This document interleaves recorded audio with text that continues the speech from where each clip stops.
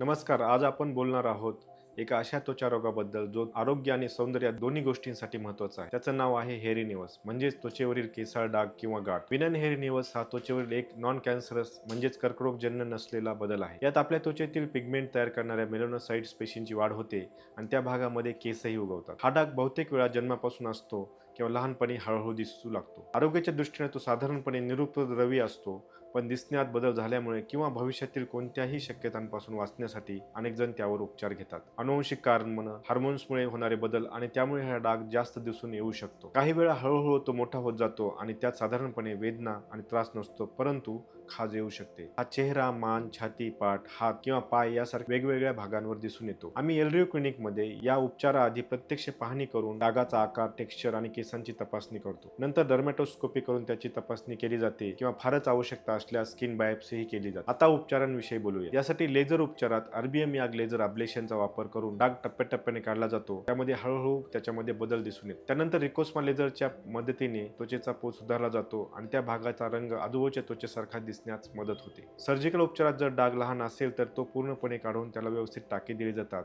आणि मोठ्या hair renewals डागासाठी excision आणि लोकल फ्लॅप हे तंत्रज्ञान वापरलं जातं. उपचारानंतर घ्यायची काळजी ती अतिशय महत्त्वाची असते. पहिल्या 24 तासांमध्ये त्या भागाला स्वच्छ आणि कोरडं ठेवणं, अँटीबायोटिक क्रीम आणि SPF 30चा सनस्क्रीनचा वापर करणं, त्या भागावर न खाजवणे आणि पुढील लेझर सत्रासाठी वेळेवर जाणे हे महत्त्वाचे असतं. एलरिओ क्लिनिकमध्ये आमचे आरबीएम याग लेझर आणि रिकोस्मा लेझर प्रोटोकॉल त्वचेचा रंग आणि टेक्स्चर नैसर्गिक दिसेल असा परिणाम देतात. मोठ्या हेअर रिन्यूअल्ससाठी आपण सर्जरी केली जाते. जर तुम्हाला किंवा तुमच्या ओळखीच्या कोणाला बिनाइन हेअर रिन्यूअल्स बद्दल माहिती किंवा उपचारांची गरज असेल तर एलरिओ क्लिनिकमध्ये नक्की भेट द्या.